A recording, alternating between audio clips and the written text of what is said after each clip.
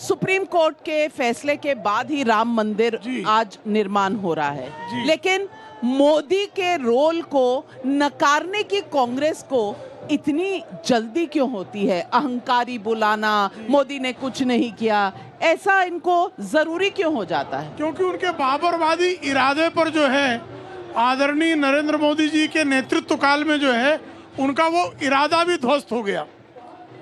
इन्होंने तो 7 दिसंबर 1992 को भारत की संसद में संकल्प लिया था कि राम जन्मभूमि पर बाबर की मस्जिद बनाएंगे और वहां भव्य दिव्य राम मंदिर का निर्माण हो रहा है और अब 22 जनवरी को प्राण प्रतिष्ठा हो रही है। नाविका जी, आपको तो याद है हर चुनाव के पहले 1992 से लेकर 2019 तक हम लोग जब बहस में आते थे तो कांग्रेस, सपा, जद, लद, भद, कम्युनिस्ट सारे पूछते थे ना कि मंदिर वहीं बनाएंगे, तारीख नहीं बताएंगे।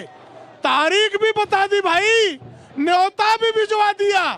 आइए सोनिया माई, आइए मल्लिकार्जुन खड़गे जी, आइए अखिलेश यादव जी। अब कम से कम जो है पाप प्रक्षालन करने का सुअवसर है। श्री राम लला के चरणों में माथा टेक कर क्षमा प्रार्थना कर लीजिए, लेकिन उसको भी पत्र लिखकर कह रहे हैं अस्वीकार है। तो मुझे यहीं पर संतों ने बताया, जो यहाँ अयोध्या के संत हैं, वो गोस्वामी तुलसीदास की एक पंक्ति सुना रहे। मेरी पंक्ति नहीं है ये, गोस्वामी तुलसीदास की पंक्ति, और अयोध्या के संत सुना रहे हैं कि भूत पिशाच निकट नहीं आवे, महावीर जब नाम सुनावे। मैं किसी को भूत प्रेत नहीं कह रहा हूं, ये अयोध्या वाले कह रहे हैं। तो अयोध्या वाले जो हैं, जब जानते हैं कि 1988 का संकल्प आदरणीय नरेंद्र मोदी जी का था, 1989 का संकल्प जब पालनपुर अधिवेशन में हुआ तब वो गुजरात के संगठन महामंत्री थे। 1990 में जब रथ यात्रा निकली आडवाणी जी की, तो उसमें सारथी जो है नरेंद्र मोदी जी थे।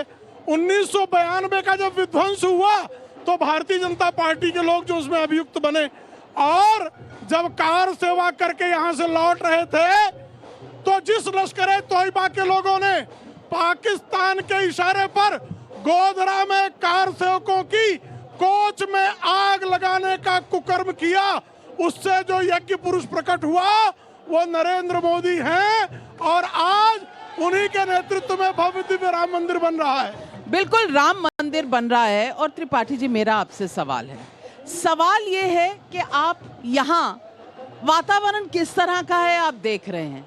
हर आदमी आज कह रहा है कि ये 14 साल का वनवास नहीं था राम जी का, ये 500 साल चला।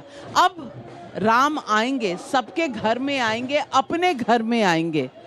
इस माहौल में कहीं ना कहीं किंतु करना, परंतु करना, अहंकारी कहना प्रधानमंत्री को, और पूरे कभी मुहूर्त से प्रॉब्लम, कभी मूर्ति से प्रॉब्लम, कभी प्राण प्रतिष्ठा से प्रॉब्लम, ये सब कहीं ये नहीं दर्शाता कि राजनीति ऊपर हो गई है और रामनीति कहीं नीचे चली गई है? धन्यवाद नाविका जी। सबसे पहले अयोध्या की पावन धरती से सबको जय सिया राम, जय जय श्री राम। नाविका जी, आपका जो सवाल था, सबसे पहले मैं भगवान श्री राम, अगर मैं आपको कहूँ, भगवान श्री राम हम लोग के आदर्श हैं, हमारे आराध्य हैं, और हम लोग उनके आधार हैं, वो हमारे आधार हैं। राजनीति श्री राम पर ना करनी चाहिए, ना श्री राम को राजनीति में लाना चाहिए। और रही बात कांग्रेस की, भाजपा की बात करती हैं, राजनीति कांग्रेस ने नहीं किया है, भगवान श्री राम को राजनीति में ये लोग लेके आते हैं। और आपको कांग्रेस के अगर मैं बात करूं, भाई साहब ने 1989, 88 का सबका जिक्र कर दिया, कब से राम आंदोलन जारी हो रहा है। 1983 में राम जन्मभूमि यज्ञ समिति का गठन किया गया था, उसमें गुलजारीलाल नंदा जी थे उनके संरक्षण में, और उसके अध्यक्ष बनाए गए महंत अवैधनाथ जी, और महामंत्री बनाए गए देवी दयाल खन्ना जो कांग्रेस के लीडर थे, और विश्व हिंदू परिषद के अध्यक्ष थे अशोक सिंघल जी।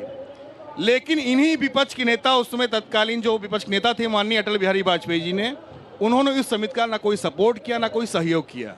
अब बात आती है अब यो कह रहे हैं कि कब से आंदोलन शुरू हुआ। राजीव गांधी जी के समय में कोर्ट के आदेशानुसार ताला खुला, तब जाके पूजा हो पा रही थी। उन्होंने शिलान्यास किया, उन्होंने शिलान्यास भी किया। और राजनीति की बात इनके हिसाब से अगर बात करें, भगवान श्री राम को तो इन्होंने वोट मांगा है, हमेशा वोट मांगा है। इनसे पूछिए। चलिए जनता से पूछते हैं, जनता से पूछते हैं कौन राजनीति करता है और कौन रामनीति करता है, जनता किसको वोट देती है। मैं पूछना चाहती हूं, चलिए यहां पर खड़े हैं, आप बताइए कि बीजेपी राजनीति करती है राम के नाम पर? बीजेपी राजनीति नहीं करती है। हम कांग्रेस वालों से ये पूछना चाहते हैं, 70 साल तक इनकी जो है सरकार थी, तो अगर ये कहते हैं कि ये क्या नाम है बीजेपी का कार्यकाल है और बीजेपी का कार्यक्रम है, तो मैं कांग्रेस से ये पूछना चाहता हूं कि ऐसा कार्यक्रम 70 साल में आपने क्यों नहीं किया? आपने क्यों नहीं किया? जवाब दीजिए त्रिपाठी जी। ये अगर आप 1948 की बात कर रहे हैं तो बाद में कोर्ट में इतने वकील क्यों खड़े कर दिए? अब बाद में कोर्ट में ये क्यों कहा कि अभी मत फैसला कराइए, चुनाव के बाद कराइए? और पूछ रहे हैं लोग कि 70 साल आपके पास भी मौका था, आप करा लेते भव्य कार्यक्रम। जब कोई मामला कोर्ट में लंबित होता है तो ऐसी स्थिति में कोई भी सरकार कुछ नहीं कर सकती, आप भी जानती हैं। सुनिएगा मेरी बात, सुनिएगा। सरकार कुछ नहीं सकती। रही बात, सरकार कुछ नहीं कर सकती, मामला कोर्ट में। क्यों नहीं मैम? 2019 चुनाव के पहले कपिल सिब्बल ने जाके हलफनामा सुप्रीम कोर्ट में दिया था। ये सब लोग जानते हैं कि रामलला की सुनवाई को अभी जो है लंगरहान किया जाए कि जिसका प्रभाव चुनाव पे पड़ेगा। और अगर अभी हमारे साथी ने बताया कि राजीव गांधी जी ने ताला खुलवाया, तो अयोध्या क्या छूत थी कि राजीव गांधी अयोध्या तक नहीं आए? उनको भी तो अयोध्या आना चाहिए। राजीव गांधी अगर ताला आपने खुलवाया है तो आपको आना चाहिए। और अयोध्या का विकास का ठेका मोदी जी ने नहीं ले रखा था, विकास तो आप भी करा सकते थे मान्यवर। और आज जब अवध की धरती पे भव्य रामलला का प्राण प्रतिष्ठा का प्रोग्राम हो रहा है, तो आप अस्त में हड्डियां डालने का काम कर रहे हैं यज्ञ में, और कुछ नहीं कर रहे हैं। जनता समझ चुकी है, अब की बार 400 पार।